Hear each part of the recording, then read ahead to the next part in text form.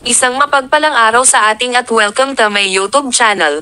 Ating supportan at isubscribe Kuya Val Santos Matubang Kalingap Rab at Ate Edna Vlogs. Kuya Jomar Vlogs muling dinalaw si Carla sa kanilang bahay kasama ng buong K-Boys. At napatanong si Carla kung bakit wala si Jomar nung araw ng kaarawan ni Dara.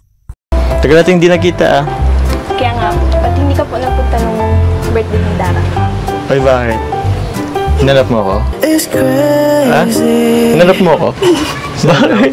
Sa birthday daw ni Dara. Ay, wala ako. Oo. Hinanap ka niya. Grabe naman. Ay, ito nandito na ako. Ayun pala kaya wala si Jomar, nagkataon din nagsabay ang kanilang okasyon sa birthday ni Dara. Umuwi ito si Jomar upang umattend din sa kanyang pamilya. Di din inaasahan ni Jomar na hahanapin ito ni Carla. So sabi ni Jomar kung alam lang niya na hahanapin ito ni Carla at sana ay di na lang siya umuwi sa kanila.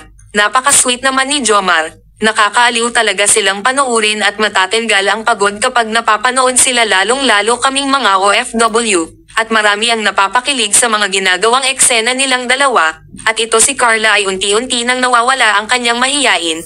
Atin din pong suportahan Kuya Jomar Vlog. Mapapanood natin ang marami pang kiligan sa channel ni Kalingap Rab. Please pa-support din po ang aking munting channel Marizel Arevalo. Ingat po tayong lahat and God bless.